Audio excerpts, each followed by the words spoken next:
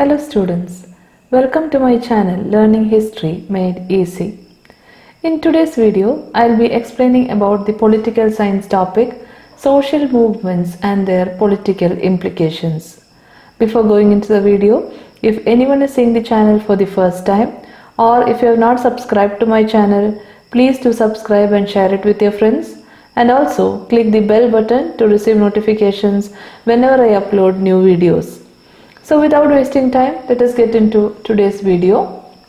So as I have told, today's video is about the social movements and its political implications. Okay, so let us start. Social movements have been taking place since 6th century BC. So from 6th century BC, there have been many social movements which have been taking place.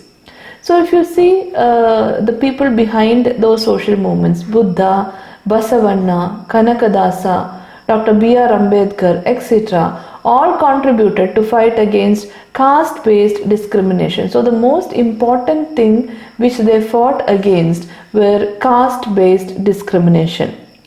Now, democratic principles helped Dr. BR Ambedkar to organize and educate the depressed and oppressed classes like SC, ST and OBC, that is scheduled caste, scheduled tribe and other backward classes. So based on democratic principles, people like Dr. BR Ambedkar organized or he educated the depressed and oppressed classes.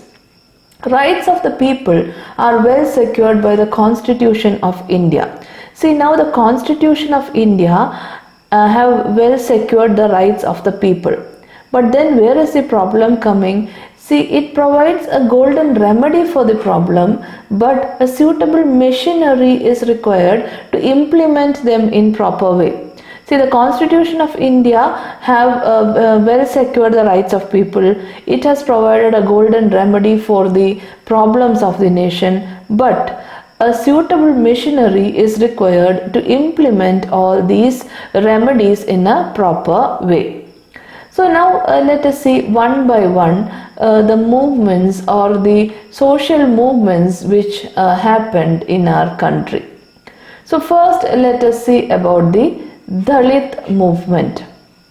Now who are the Dalits?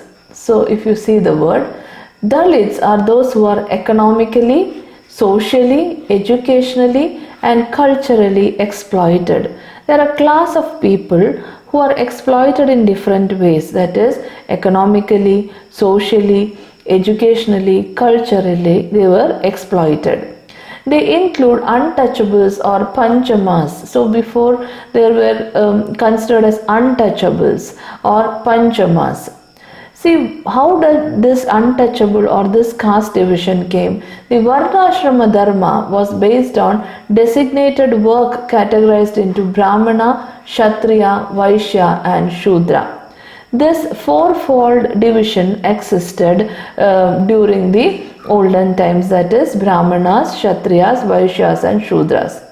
Over a period of time, this was transformed into a rigid and complex system. This Varnashrama Dharma, over a period of time, it became a very complex system.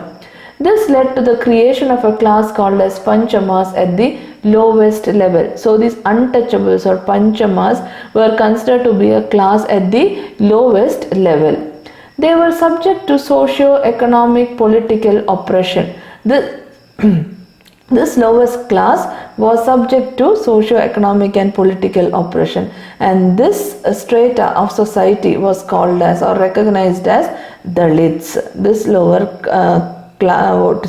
caste was considered to be the Dalits. And what was the criteria to identify one's caste? That time birth became the criteria to identify one's caste. If you are born in that caste, that is your identity. So birth became the criteria to identify one's caste. So Dalits, they were a group of people who were exploited in different ways, that is economically, socially, educationally and culturally. They included untouchables or Panchamas. And how did it come? It came through the Varnashrama Dharma, where fourfold division was there like Brahmana, Kshatriya, Vaishya and Shudra. Over a period of time it became more and more complex, and this led to the creation of a class called as Panchamas at the lower level.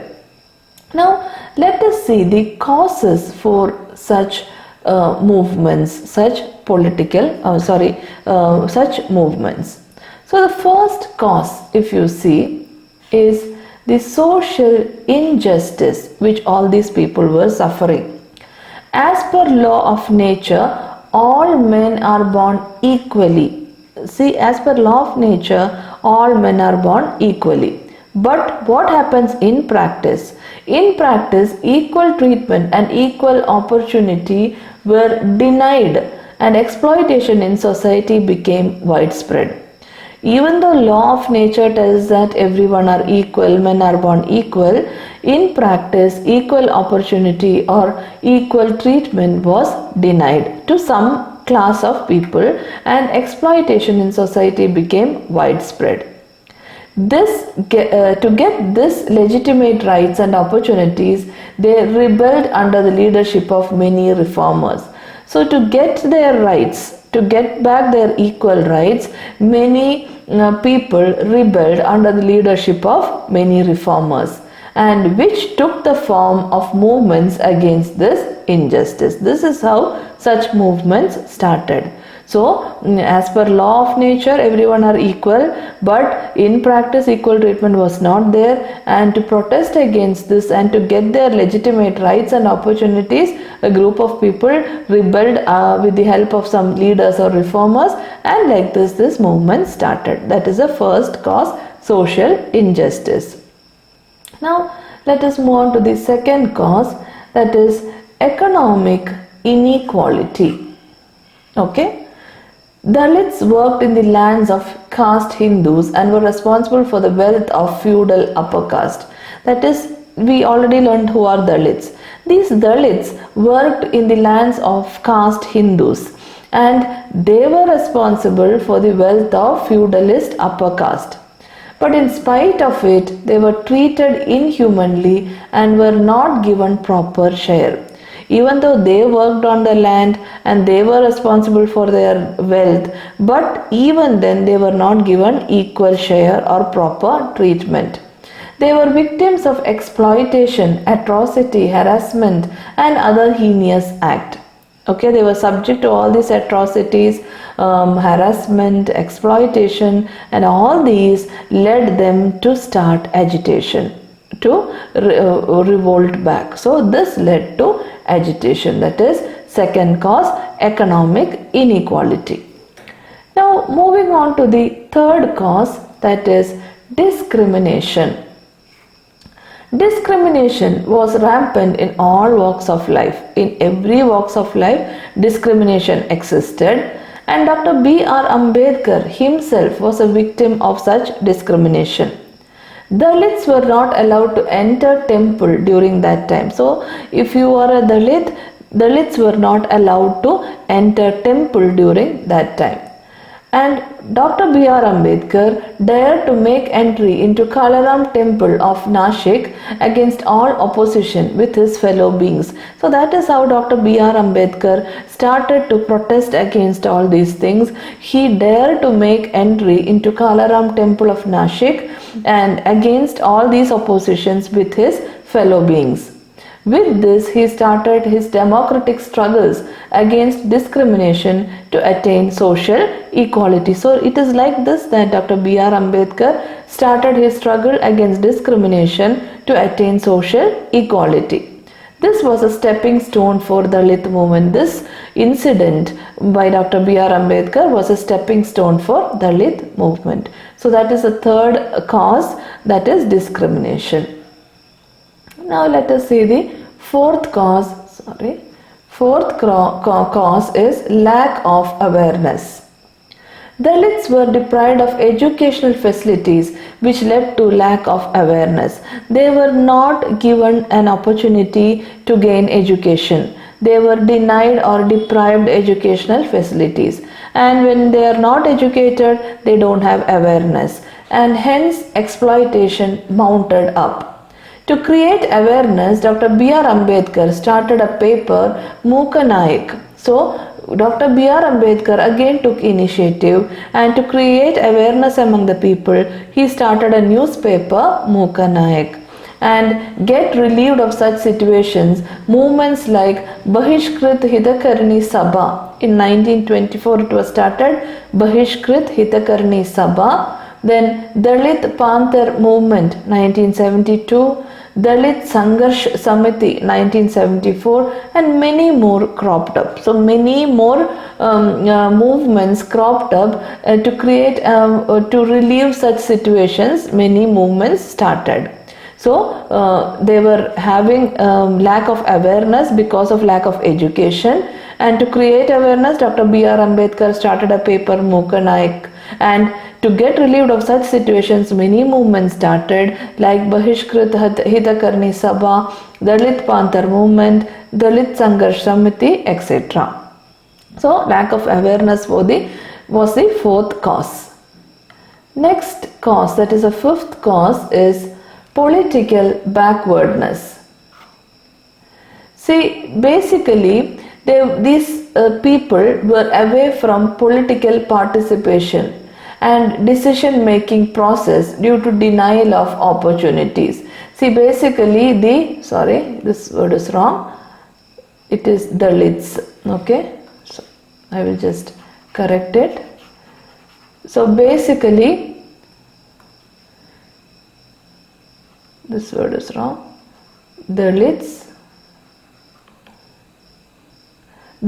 were away from political participation. Why? Because of denial of opportunities. They never got an opportunity to participate in politics.